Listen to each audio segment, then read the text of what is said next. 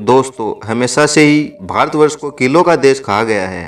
पूरे भारत में ही बहुत से किले देखने को मिल जाते हैं, लेकिन उत्तर भारत में इनकी काफी अधिकता है। अगर रजवाड़े और पुराने किलों की बात आती है तो हर किसी के आंखों के सामने राजस्थान का नाम तैरने लगता है। आज हम एक ऐसे ही सबसे महत्वपूर्ण किले में से एक चित्तौड़गढ़ किले के बारे में बात कर रहे हैं। इस किले के बारे में कहा जाता है कि गढ़ तो चित्तौड़गढ़, बाकी सब गढ़ैया। यह किला राजपूतों के साहस, शौर्य, त्याग, बलिदान और बड़प्पन की धरोहर माना जाता है। यह किला राजपूत शासकों की वीरता, उनकी महिमा एवं शक्तिशाली महिलाओं के अद्वितीय और अदम्य साहस की कई कहानियों को अपने अंदर समेटे हुए है। दोस्तों, यह गढ़ राजस्थान के चित्तौड़गढ़ जिले में स्थित है। बैराज नदी के किनारे पर स्थित राजस्थान का यह किला बहुत ही विशालकाय है और इसका निर्माण मौर्य शासकों द्वारा करवाया गया था। 7वीं शताब्दी से यह किला राजस्थान का गौरव बढ़ा रहा है। तो चलिए दोस्तों, हम वीडियो के आगे में बात करेंगे चित्तौड़गढ़ किले के इतिहास पर, इस पर हुए आक्रमण और इस किले की संरचना के बारे में। वीडियो को पूरा जरूर देखें। वीडियो को लाइक और चैनल को सब्सक्राइब करना ना भूलें। दोस्तों, खूबसूरत और भव्य किले का निर्माण कब और किसने करवाया था, इसके बारे में पूरी तरह से जानकारी नहीं है, लेकिन ऐसा माना जाता है कि महाभारत काल में भी यह किला मौजूद था। इसके अलावा इतिहास से जुड़े हुए लोगों की बात माने तो इस किले का निर्माण मौर्य वंश के शासकों ने 7वीं शताब्दी में करवाया था। माना जाता है कि मौर्य शासक चित्रांग ने इस किले का निर्माण करवाया और शुरुआत में इस किले का नाम चित्रकोट रखा गया था। इसके बाद मेवाड़ के गुहिल वंश के संस्थापक बप्पा रावल ने अपनी ताकत का इस्तेमाल करते हुए मौर्य साम्राज्य के सबसे आखिरी शासक से युद्ध में इस किले को जीत लिया। यह बात लगभग 8वीं शताब्दी की है। वही इसके बाद मालवा के राजा मुंज ने इस दुर्ग पर अपना कब्जा जमा लिया और फिर यह किला गुजरात के महाशक्तिशाली शासक सिद्धराज जयसिंह के अधीन रहा। 12वीं सदी में एक बार फिर से वही राजवंश ने इसे अपने अधीन कर लिया था और यह किला अलग अलग समय पर मौर्य, सोलंकी, खिलजी, मुगल, प्रतिहार, चौहान और परमार वंश के शासकों के अधीन रह चुका है। दोस्तों, बात करते हैं चित्तौड़गढ़ किले की संरचना के बारे में। 700 एकड़ और लगभग 13 किलोमीटर में फैले हुए इस चित्तौड़गढ़ के विशाल दुर्ग को भारत का सबसे विशाल और खूबसूरत दिखने वाला किला माना गया है। चित्तौड़गढ़ जिले में यह किला गंभीरी नदी के पास और अरावली पर्वत शिखर पर सतह से करीब 180 मीटर की ऊंचाई पर बना हुआ है। इस किले में राजपूतों द्वारा बनाए गए बड़े बड़े द्वार, खूबसूरत मंदिर और बहुत से पवित्र स्थल बने हुए हैं, जो इस दुर्ग की शोभा को चार चांद लगा देते हैं। इस किले में वेडल पोल, गणेश पोल, लक्ष्मण पोल, भैरव पोल, जोरला पोल, हनुमान पोल और राम पोल नाम के 7 अलग अलग द्वार बने हुए हैं, जो इसमें प्रवेश के लिए इस्तेमाल किए जाते थे। इसके लिए मुख्य द्वार सूर्य पोल को माना गया है और उसे पार करने के बाद ही आप इस किले में प्रवेश कर सकते हैं। इस ऐतिहासिक और भव्य दुर्ग के परिसर में करीब 65 ऐतिहासिक और बेहद शानदार संरचनाएं बनी हुई हैं, जिनमें से 19 मुख्य मंदिर, 14 बेहद आकर्षक महल परिसर, 4 ऐतिहासिक स्मारक एवं करीब 20 कार्यात्मक जल निकाय शामिल हैं। 700 एकड़ क्षेत्रफल में फैले हुए इस किले के अंदर समीदेश्वरा मंदिर, जैन मंदिर, गणेश मंदिर, कुंभ श्याम मंदिर, कलिका मंदिर और विजय स्तंभ और कीर्ति स्तंभ भी बने हुए हैं, जो इस किले को बेहद आकर्षित तो बनाते ही हैं, साथ ही यह राजपूत वंश के गौरव की कहानी चीख चीख कर बताते हैं।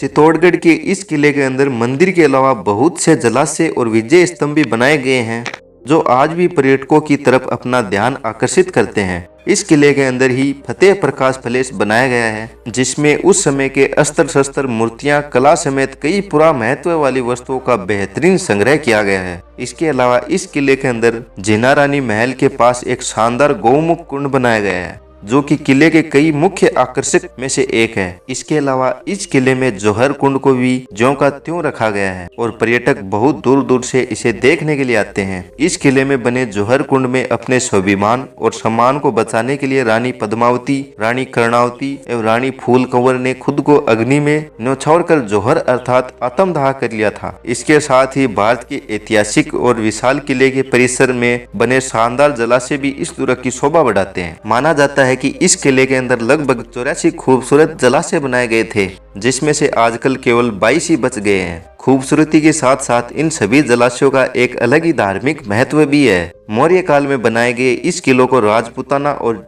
सिसोदिया वंश की वास्तुशैली का इस्तेमाल करते हुए बनाया गया है। कहा जाता है कि अगर इसे अच्छी तरह से देखा जाए तो यह मछली के आकार जैसा लगता है। दोस्तों, चित्तौड़गढ़ किले के अंदर बनी शानदार संरचनाएं एवं प्रमुख आकर्षणों की बात करें तो इसमें पहले आता है विजय स्तंभ। दोस्तों, बात करते हैं विजय स्तंभ के बारे में। जैसा कि पहले भी बताया गया है कि चित्तौड़गढ़ किले के अंदर बना हुआ विजय स्तंभ सबसे महत्वपूर्ण एवं दर्शनीय स्थलों में से एक है। कहा जाता है कि विजय स्तंभ का निर्माण मालवा के सुल्तान महमूद शाह की खिलजी के ऊपर हुई जीत के जश्न के तौर पर बनाया गया था। विजय स्तंभ के ऊपरी मंजिल पर घुमावदार सीढ़ियां बनाई गई हैं और इन सीढ़ियों का इस्तेमाल करके ही इसके ऊपर पहुंचा जा सकता है। ऊपर से आप चित्तौड़गढ़ के शहर का पूरा नजारा देख सकते हैं। दोस्तों, फिर आता है कीर्ति स्तंभ। विजय स्तंभ के अलावा भारत के इस विशाल दुर्ग के परिसर में कीर्ति स्तंभ यानी कि टावर ऑफ फेम भी बनाया गया है। यह किले की सुंदरता और बढ़ा देता है। माना जाता है कि 22 मीटर ऊंचे इस खूबसूरत स्तंभ का निर्माण जैन व्यापारी जीजाजी राठौड़ द्वारा करवाया गया था। पहले जैन तीर्थकर आदित्यनाथ को समर्पित इस स्तंभ को जैन मूर्तियों से बेहद शानदार तरीके से सजाया गया है। इस भव्य मीनार के अंदर कई तीर्थकरों की मूर्तियां भी स्थापित हैं। इस तरह कीर्ति स्तंभ का ऐतिहासिक महत्व होने के साथ साथ धार्मिक महत्व भी है। दोस्तों, अब बात करते हैं राणाकुंभा महल की। किले में बनाया गया राणाकुंभा महल राजपूतों के अदम्य साहस का प्रतीक है और इसे पर्यटक बहुत ही पसंद करते हैं। यह महल विजय स्तंभ के प्रवेश द्वार के पास बनाया गया है और चित्तौड़गढ़ किले के बेहद प्राचीन स्मारकों में से एक माना जाता है। उदयपुर को बसाने वाले राजा उदय सिंह का जन्म इसी महल में हुआ था। साथ ही यह भी कहा जाता है कि राणाकुंभा पैलेस में ही मीराबाई जैसे कई प्रसिद्ध कवि भी रहते थे, इसलिए यहाँ पर इनकी कई मूर्तियां भी रखी गई हैं जो बेहद आकर्षक लगती हैं। दोस्तों, अब बात करते हैं रानी पद्मिनी महल की। किले के दक्षिणी हिस्से में एक बहुत ही खूबसूरत सरोवर जिसके पास रानी पद्मिनी महल का निर्माण किया गया है। 3 मंजिला इमारत के शिखर पर एक मंडप बनाया गया है जो इसकी खूबसूरती और बढ़ा देता है। यह महल चारों तरफ से पानी से घिरा हुआ है और माना जाता है कि रानी पद्मावती की पहली झलक खिलजी को इस पानी में देखने को मिली थी। दोस्तों, अंत में है कुंभ श्याम मंदिर। भारत के इस सबसे विशाल किले के दक्षिण भाग में मीराबाई को समर्पित कुंभ श्याम मंदिर बना हुआ है। दोस्तों, अब बात करते हैं चित्तौड़गढ़ किले पर कौन कौन से आक्रमण हुए थे।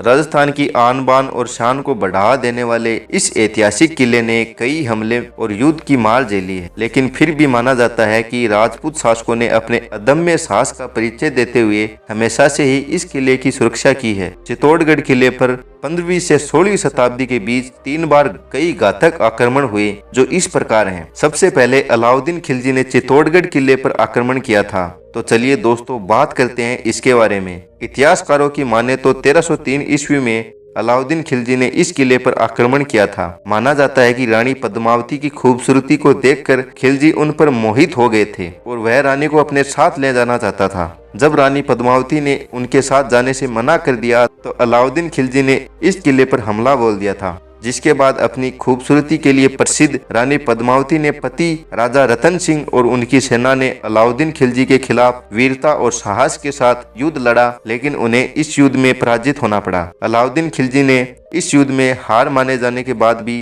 रानी पद्मावती ने हिम्मत नहीं हारी और उन्होंने अपने राजपूती साहस की मिसाल देते हुए करीब 16,000 रानियों, दासियों व बच्चों के साथ जौहर इस चित्तौड़गढ़ जिले में किया। जहां पर रानी पद्मावती ने आत्मदाह किया था उसे इस किले के परिसर में विजय स्तंभ के रूप में बनाया गया है, जिसे आजकल जौहर स्थल या जौहर स्थली के नाम से भी जाना जाता है। इस तरह अलाउद्दीन खिलजी की रानी पद्मावती को पाने की चाहत कभी पूरी नहीं हो सकी। यह चित्तौड़गढ़ का एक विशाल किला राजपूत शासकों एवं महिलाओं के अद्वितीय साहस, राष्ट्रवाद एवं बलिदान को एक श्रद्धांजलि है। अब बात करते हैं गुजरात के शासक बहादुर शाह का चित्तौड़गढ़ पर आक्रमण की। दोस्तों, गुजरात के प्रसिद्ध शासक बहादुर शाह ने भी 1535 ईस्वी में चित्तौड़गढ़ किले पर आक्रमण किया था और यहाँ के राजा विक्रमजीत सिंह को हराकर चित्तौड़गढ़ किले पर अपना अधिकार कर लिया था। उस समय में रानी कर्णावती ने हार ना मानते हुए अपने अदम्य साहस का परिचय दिया और करीब 13,000 रानियों के साथ जौहर कर दिया। इस घटना के बाद उनके बेटे उदय सिंह को चित्तौड़गढ़ का शासक बनाया गया। दोस्तों, अब बात करते हैं मुगल बादशाह अकबर द्वारा किए गए चित्तौड़गढ़ पर आक्रमण की। प्रसिद्ध मुगल शासक अकबर ने 1567 ईस्वी में चित्तौड़गढ़ किले पर हमला किया और इस किले को अपने अधीन कर लिया था। ऐसा माना जाता है कि चित्तौड़गढ़ के राजा उदय सिंह ने अकबर के खिलाफ कोई भी संघर्ष नहीं किया। और किले से पलायन कर दिया था। बाद में राजा उदय सिंह ने ही शहर उदयपुर की स्थापना की। हालांकि ऐसा माना जाता है कि राजा उदय सिंह ने कोई संघर्ष नहीं किया, लेकिन उन्हें शासन में जयमल और पता के नेतृत्व में बहुत से राजपूतों ने अकबर के खिलाफ अदम्य साहस का परिचय दिया और बहुत लंबी लड़ाई लड़ी। लेकिन इस लड़ाई में वह इस किले को बचाने में असफल रहे और उन्हें अपनी जान गंवानी पड़ी थी। जब अकबर के अधीन चित्तौड़गढ़ का किला आ गया तो उन्होंने और उनकी सेना ने मिलकर इस किले में खूब लूटमार की और इसे बेहद नुकसान पहुंचाने की कोशिश की। माना जाता है कि इस लूटपाट के दौरान पत्ता की पत्नी रानी फूल कंवर ने यहाँ पर हजारों रानियों के साथ जोहर किया। इसके बाद 1616 ईस्वी में मुगल सम्राट जहांगीर ने मेवाड़ के राजा अमर सिंह के साथ एक संधि की। उस संधि के तहत ही किले के मेवाड़ के राजा अमर सिंह को वापस कर दिया था। आज भी इस किले में ऐसी बहुत सी कहानियां मौजूद हैं जो इसके इतिहास की याद हमें दिलाती रहती हैं। दोस्तों, अब बात करते हैं चित्तौड़गढ़ किले का शानदार लाइट एवं साउंड शो के बारे में। राजस्थान पर्यटन विभाग ने इस दुर्ग की गौरव गाथा कहने के लिए आजकल के हिसाब से एक साउंड और लाइट शो की शुरुआत भी की है, जिसे देखने के लिए पर्यटक दूर दूर से आते हैं। इस अनोखे साउंड एवं लाइट शो के माध्यम से सैलानियों को इस विशाल चित्तौड़गढ़ दुर्ग के इतिहास के बारे में बताया जाता है। वही चित्तौड़गढ़ किले में होने वाले यह शो पर्यटकों का ध्यान अपनी तरफ आकर्षित करता है। दोस्तों, अब बात करते हैं आप चित्तौड़गढ़ किले में कैसे जा सकते हैं। राजस्थान के इस ऐतिहासिक दुर्ग चित्तौड़गढ़ किले को देखने के लिए आप सड़क, वायु, रेल तीनों मार्गों द्वारा पहुंच सकते हैं। अगर आप प्लेन से यात्रा कर रहे हैं तो उदयपुर एयरपोर्ट इसके सबसे पास है, जो कि चित्तौड़गढ़ से करीब 70 किलोमीटर की दूरी पर स्थित है। उदयपुर एयरपोर्ट देश के सभी प्रमुख शहरों से जुड़ा हुआ है। एयरपोर्ट से टैक्सी, कैब या फिर बस की सहायता से इस किले तक पहुंचा जा सकता है। वहीं अगर आप ट्रेन से चित्तौड़गढ़ पहुंचते हैं तो चित्तौड़गढ़ एक प्रमुख रेलवे स्टेशन है, जो कि देश के प्रमुख शहरों से जुड़ा हुआ है। इसके साथ ही चित्तौड़गढ़ किला राजस्थान के प्रमुख शहरों एवं पड़ोसी राज्यों से सड़क मार्ग से भी अच्छी तरह से जुड़ा हुआ है। यहाँ से अच्छी बस सुविधा भी उपलब्ध है। दोस्तों, राजस्थान में बहुत से किले हैं जिनमें भूत प्रेत का वास माना जाता है। चित्तौड़गढ़ किले के बारे में भी कुछ ऐसी कहानियां हमें सुनने को मिलती हैं कि दिवाली के आसपास यहां पर भूत प्रेत देखने को मिलते हैं। हालांकि इस बात की कोई आधिकारिक पुष्टि नहीं हो सकी है, लेकिन फिर भी माना जाता है कि यह किला अपने इतिहास के कारण श्रापित है। तो दोस्तों, कैसा लगा आपको यह किला, हमें कमेंट करके ज़रूर बताएं और वीडियो को लाइक और चैनल को सब्सक्राइब करना ना भूलें। हम ऐसे ही आपके लिए नए नए वीडियो लाते रहेंगे। धन्यवाद दोस्तों, मिलते हैं नेक्स्ट टॉपिक के साथ।